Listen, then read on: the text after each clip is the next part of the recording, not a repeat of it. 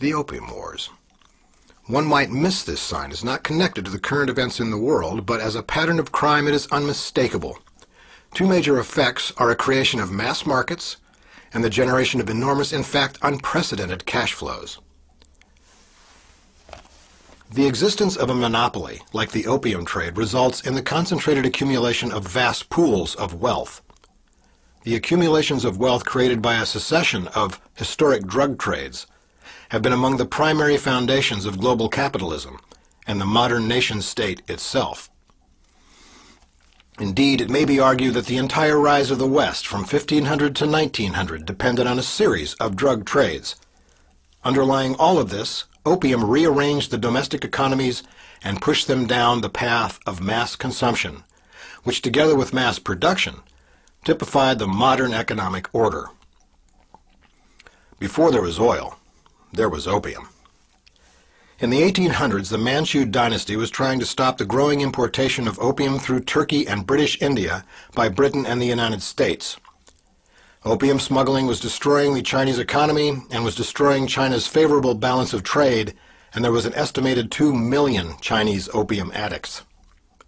Addiction was especially common around the port city of Canton, where foreign merchants smuggled large quantities of the narcotic drug into China. In 1839, China confiscated and burned the opium, and Britain, in response, occupied Canton. Unable to match the technological military might of England, 3 years later, in 1842, the Chinese agreed to the provisions of the Treaty of Nanking. Hong Kong was ceded to England. America and France approached and secured the same trading rights under the treaty as England. The most favored nation treatment came to be extended so far that China's right to rule in its own territory was limited. This began the period referred to by the Chinese as the time of unequal treaties, a time of unprecedented degradation for China. The humiliation the Central Kingdom suffered is still remembered and strongly affects important aspects of its foreign policy. Meanwhile, the opium trade continued to thrive. The British and French again defeated China in a second opium war in 1856. By the terms of the Treaty of Tientsin, 1858, the Chinese opened new ports of trading and allowed foreigners with passports to travel in the interior. Christians gained the right to spread their faith and hold property, thus opening up another means of Western penetration. The United States and Russia gained the same privileges in separate treaties. In 1858, the Chinese government, bowing to British demands, reluctantly legalized the importation of opium, allowing up to 200 cases of opium to be brought into the ports to keep the addiction and the money flowing. The Chinese have never forgiven the West for these events. It led to Mao and communism to reform and restore their sovereignty, change the balance of trade, and remove the West. And of course, that balance of trade has changed of late. And now it is China that provides China white heroin to the United States via Mexico and to airports in Florida and Arkansas. The recent trouble in Myanmar is more understandable under this filter as well. It has little to do with civil rights. The second most important drug addiction was started in 1859, only a year after China agreed to legalize opium importation. Oil. Oil was discovered in Pennsylvania.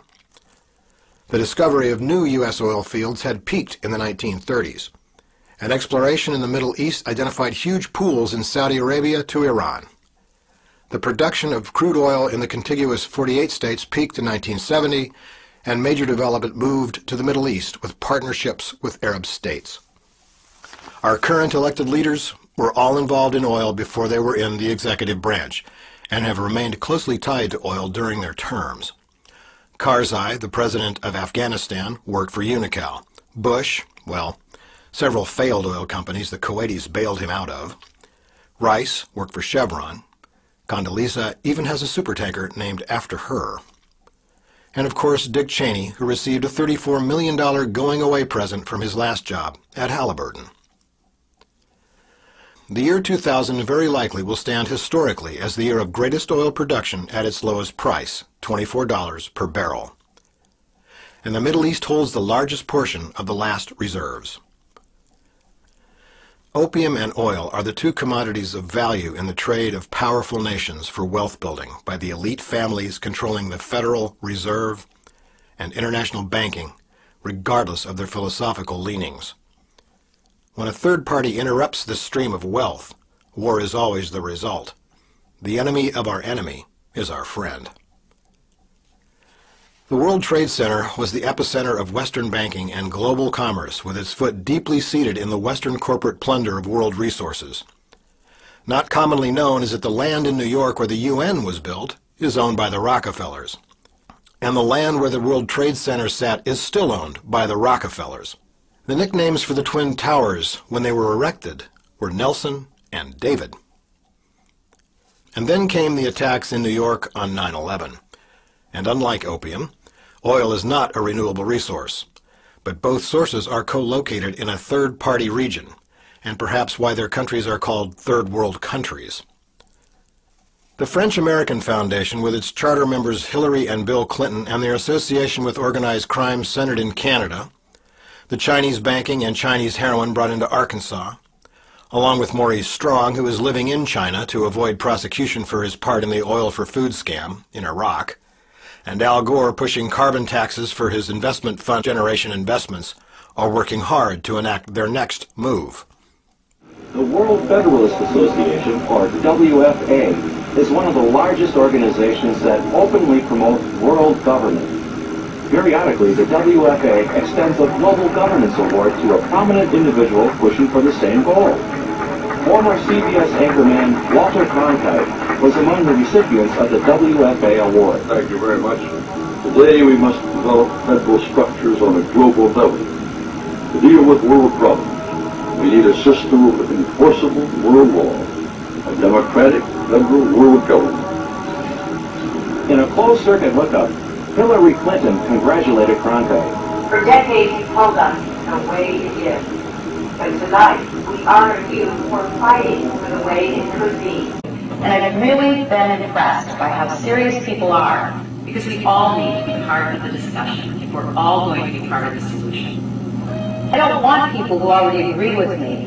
I want honest, experienced, hardworking, patriotic people who want to be part of a team, the American team. I hope you've learned a little bit more about what I'm believing and trying to do, and really helped this conversation about our country to get started. I hope to keep this conversation going all the way to November 2008.